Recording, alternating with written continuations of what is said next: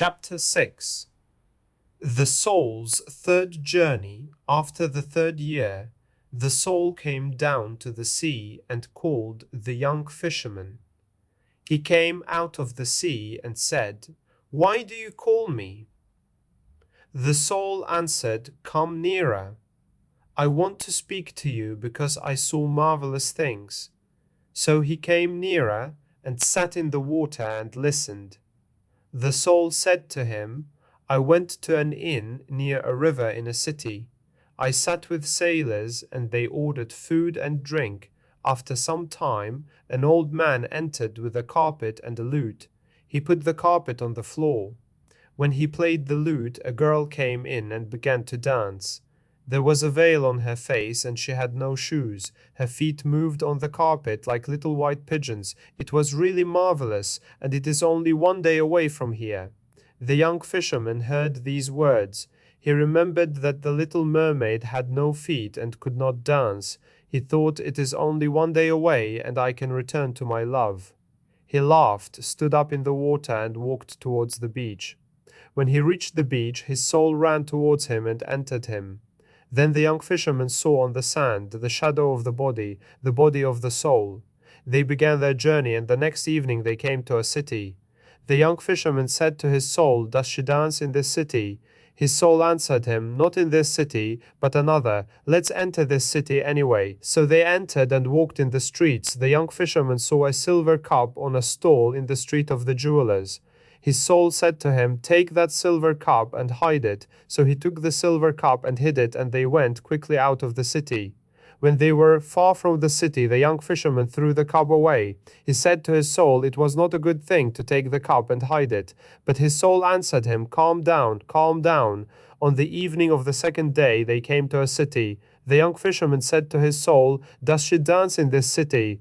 His soul answered him, "Not in this city, but in another. Let's enter this city anyway." So they entered and walked in the streets, in the street of the sellers of sandals. The young fisherman saw a child. His soul said to him, "Hid that child." So he hid the child, and the child cried, and then they went quickly out of the city.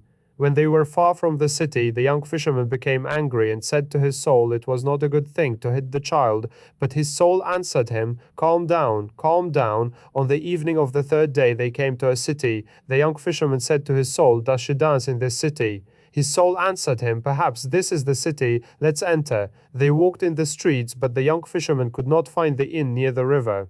He wanted to leave, but his soul said to him, "Let's stay here tonight. Perhaps there are robbers outside." So the fisherman sat down in the marketplace.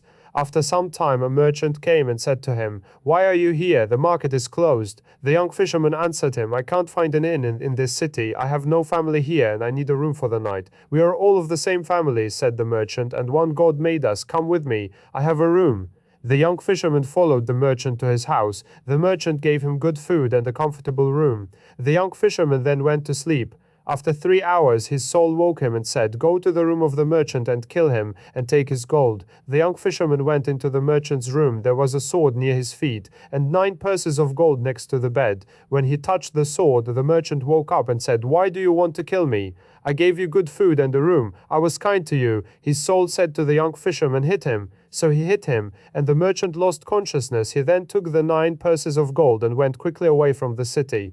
When they were far from the city, the young fisherman said to his soul, "It was bad to hit the merchant and take his gold." But his soul answered him, "Calm down, calm down." "No," cried the young fisherman, "I cannot be calm. You told me to do bad things, and I hate these things. I also hate you. Why did you do these things?" His soul answered him, "When you sent me out into the world, you did not give me a heart, so I learned to do all these things and love them." "What are you saying?" murmured the young fisherman. "You know," answered his soul, "you did not give me a heart, so stay calm. You will give other people all kinds of pain, and you will receive all kinds of pleasure." The young fisherman said to his soul, "No, you are bad, and I forgot about my love and did many bad things because of you." His soul answered him, "You did not forget that you sent me away without a heart. Let's go to another city and enjoy life together. We have 9 purses of gold." But the young fisherman took the 9 purses of gold and threw them on the ground. "No, I will not come with you, and I will send send you away again," said the young fisherman. He turned his back to the moon. With a little knife he tried to cut his shadow from his feet to eliminate his soul. But his soul did not leave him and said to him, "The magic of the witch will not work. It only works once in a man's life. I will stay with you forever, and this is your punishment and your recompense." Now the young fisherman was desperate and cried, because his soul was very bad. When it was day, the young fisherman said to his soul, "I will tie my hands together. Then I cannot do what you tell me to do. I will return to the bay because my love sings there. I will call her. I will tell her about the bad things I did and the bad things you did to me." When he arrived on the beach, he freed his hands and called the mermaid, but she did not come. His soul laughed at him and said, "Your love gives you little joy. Come with me to the valley of pleasure. That is better for you." The young fisherman did not answer his soul. He built a house by the bay and lived there for a year. Every morning he called the mermaid, and every midday he called her again, and at night he spoke her name. But she never came to see him, and he did not see her anywhere. His soul always asked him to do bad things, but the young fisherman never listened to him because the power of his love was so great.